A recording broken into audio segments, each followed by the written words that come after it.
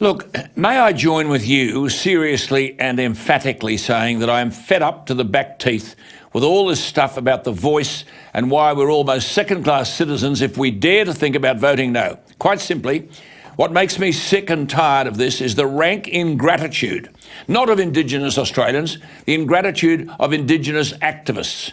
Not a thank you for the fact that year after year, Australians put their hand in their pockets via taxes to provide for Indigenous Australians. Where does the money go? 55% of Australia is under native title. The mining royalties go to Indigenous Australians. Where the hell does that money go? And the Yes campaign is now using John Farnham's You're the Voice. Well, the lyrics of the song say, try and understand it. I wish we could. I was with Indigenous Australians on Friday. They didn't understand it. Our country's got 3,352 registered Aboriginal corporations.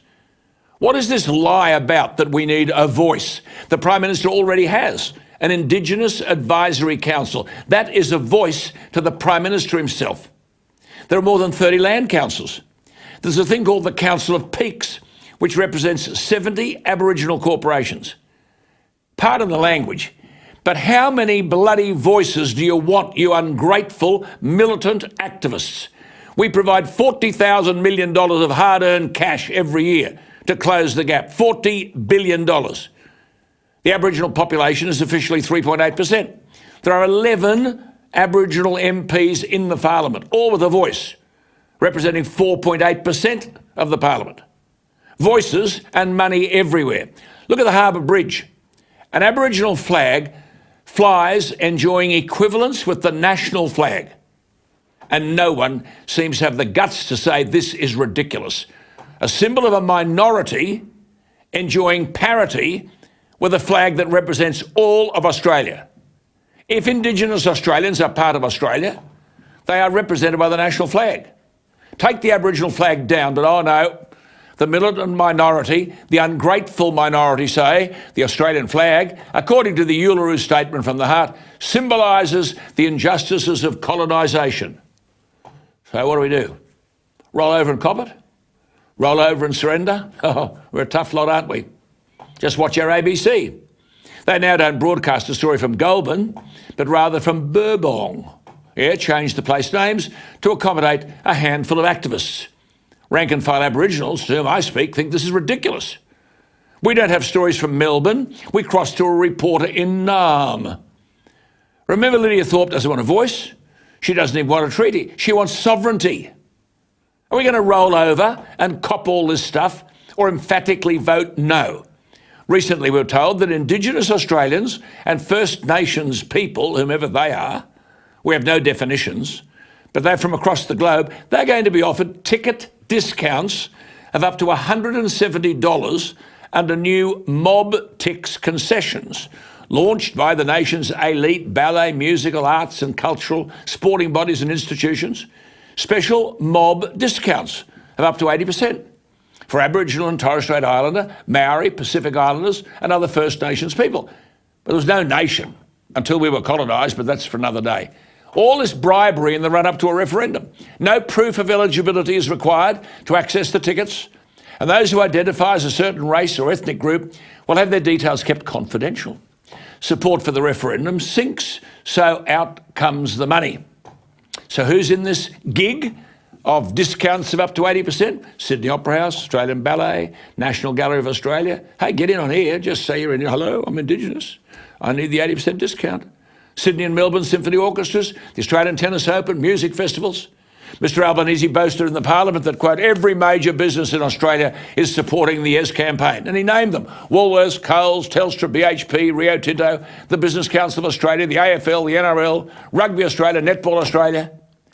We're in the middle of a cost of living crisis, and these big corporations purport to speak on behalf of their organisations at a time when the distrust of the corporate sector is at record levels, witness Qantas.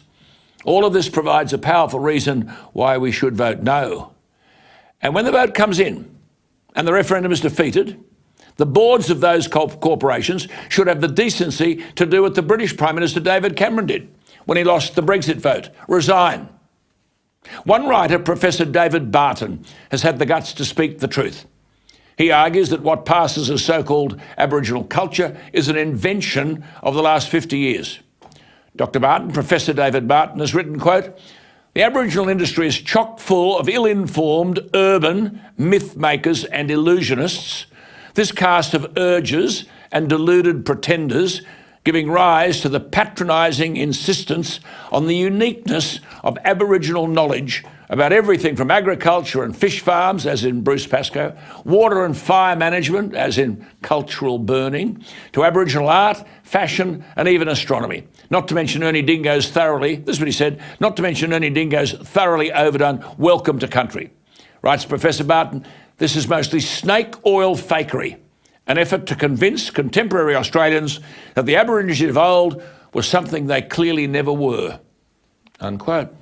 Professor Barton continues, "Meanwhile, the recent invention, exaggeration, distortion and misrepresentation of the alleged frontier wars serves as a made-to-order replacement history, intended to raise the status of Aboriginal people and degrade that of settlers.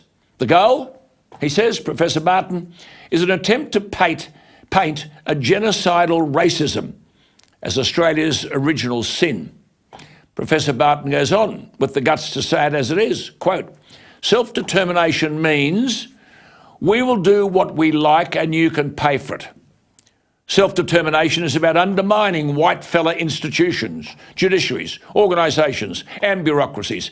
Examples of self-determination can be found in the ban on climbing Ayers Rock, Uluru, Mount Warning, Wollumban, Mount Gillen and many Grampian climbs, all for ill-defined or unexplained cultural reasons. Australian place names are also being rapidly overwritten," he says, "with most likely made-up Aboriginal names." He says, "All this is about claims to ownership, to sovereignty. These changes should not be mistaken for deference to Aboriginal culture.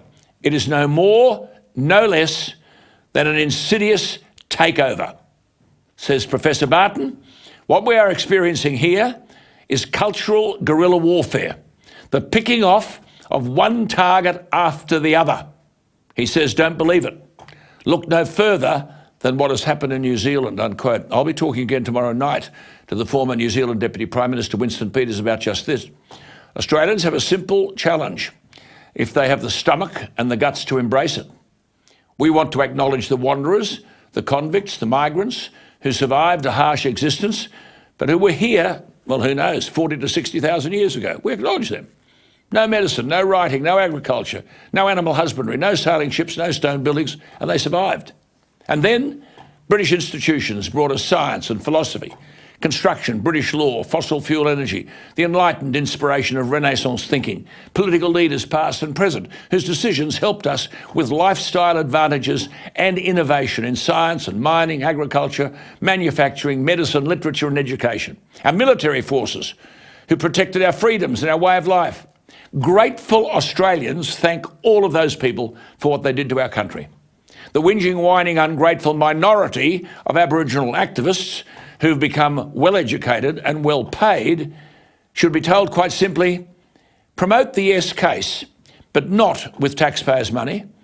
By all means, argue your position, but give an open commitment that without violence and retribution, you will accept the outcome if, as it is bound to be, an emphatic no. And if you haven't the decency to stop vilifying those who disagree with you, at least find the decency to express gratitude for the education that you've received and the opportunities that have come with it. And try to understand that Australians are mystified as why you, Aboriginal activists, seem to hate this country so much.